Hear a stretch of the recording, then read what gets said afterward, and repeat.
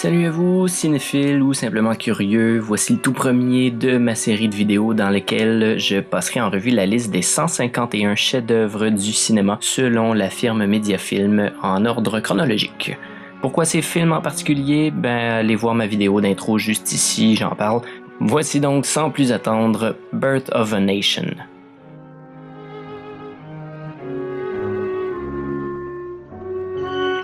Le film décrit d'abord les États-Unis d'avant la guerre civile à travers deux familles, l'une nordiste, l'autre sudiste, les Stoneman et les Cameron.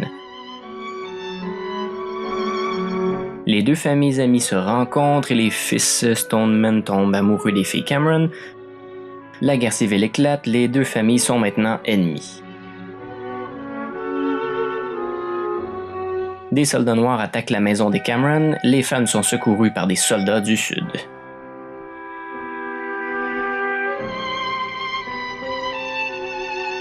La guerre épargne Ben Cameron qui, blessé, se retrouve soigné par Elsie Stoneman. La guerre se termine enfin et Lincoln est assassiné. Dans la seconde partie, les Stoneman entreprennent d'aider à la reconstruction et participent à une fraude électorale afin de donner du pouvoir aux Noirs. Ben Cameron, de son côté, crée le Ku Klux Klan, geste désapprouvé par Elsie. Gus, un esclave nouvellement affranchi, prévoit d'épouser Flora Cameron. Elle repousse ses avances et se sauve. Gus la poursuit et Flora se jette en bas d'une falaise. Le clan la venge en tuant Gus. Des mesures sont prises contre eux, mais ils sont cachés par d'anciens ennemis de guerre qui finalement comprennent leur point de vue. Le lieutenant-gouverneur veut forcer Elsie à le marier, mais encore une fois, le clan s'en mêle. Ils attaquent une troupe de Noirs et le lieutenant-gouverneur attaque la maison des Cameron. Le clan sauve la situation et est ensuite acclamé dans les rues. L'élection suivante, le clan empêche des Noirs d'exercer leur droit de vote. Deux couples de Stoneman et Cameron se marient et tout le monde est heureux. Tout le monde. Ok, ça va être quelque chose pour la première vidéo de rendre compte du contexte précis dans lequel Birth of a Nation a été produit, puisque c'est un peu l'aboutissement de 20 ans d'évolution du cinéma. Mais bon, on va essayer de faire ça rapidement. Après une longue succession d'innovations dans le domaine visuel, le cinéma est officiellement né, selon les livres d'histoire, le 28 décembre 1895. Des dispositifs de capture d'images et de projection existent déjà avant cette date, mais c'est à ce moment qu'a eu lieu la première projection publique payante. L'événement présente le cinématographe, l'invention des frères Louis et Auguste Lumière, invention qui sert autant pour l'enregistrement que pour la projection. S'ensuivent 2 décennies durant lesquelles l'opinion publique envers le cinéma change de divertissement simpliste et grotesque à un médium de création respectable. Ce sont des années de transition, durant lesquelles le cinéma gagne énormément en popularité. Les productions se sont standardisées, les techniciens se sont spécialisés, les films se sont codifiés. Les balbutiements des premiers temps ont évolué vers un véritable langage. Parmi les créateurs de ce langage, David Wark Griffith. Engagé comme réalisateur pour la compagnie de production Biograph en 1808, il y demeure très prolifique jusqu'en 1913, après quoi il fonde son propre studio. Il se lance dans la réalisation d'un projet de grande envergure, Birth of a Nation. Le premier film américain à avoir sa propre musique originale, ce long métrage d'une durée de plus de 3 heures est la première œuvre sur la liste et les raisons sont simples.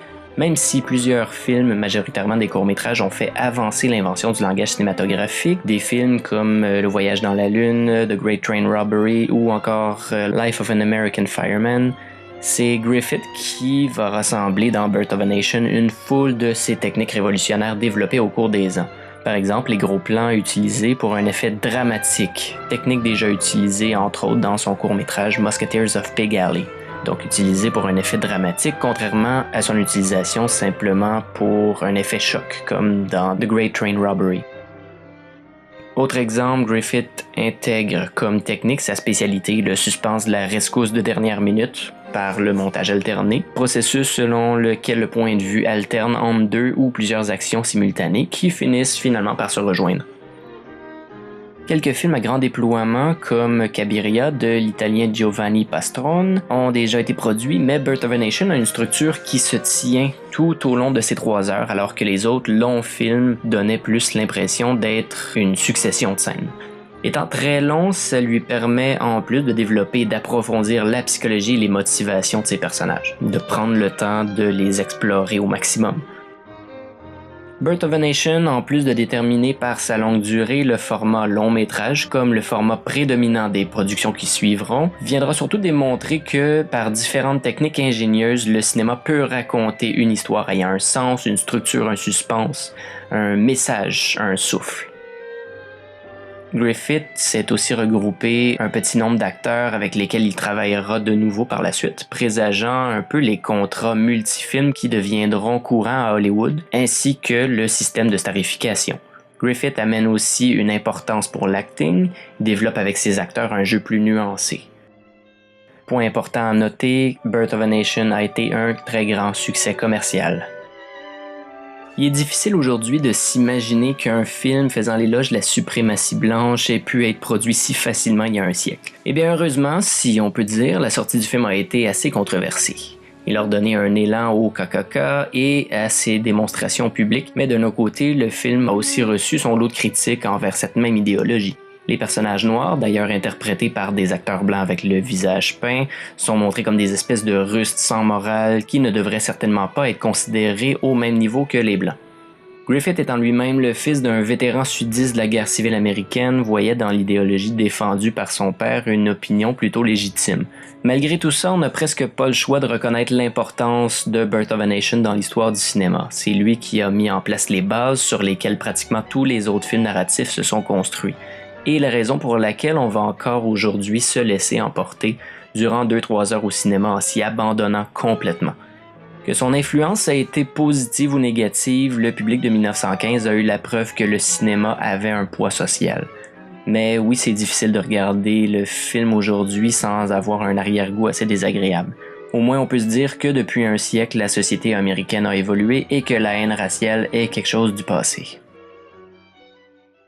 Merci beaucoup tout le monde, j'espère que ça vous a plu. Si vous avez des suggestions, des commentaires, c'est toujours apprécié, positif, négatif, tant que c'est constructif. Sérieusement, si vous avez aimé, cliquez le bouton juste en bas ici, mais ce qui m'aiderait encore plus, ça serait de cliquer le bouton subscribe pour être avisé chaque fois que j'upload une vidéo. Plus j'ai de suiveurs comme vous autres, plus je vais être capable d'atteindre mon but de faire une vidéo pour chacun des 151 films de la liste de chefs-d'œuvre selon Mediafilm. J'ai mis un lien dans la description en dessous vers cette fameuse liste, allez jeter un coup d'œil. Encore une fois, aimez, abonnez-vous et partagez. À très bientôt pour mon prochain vidéo à propos d'Intolerance de Griffith.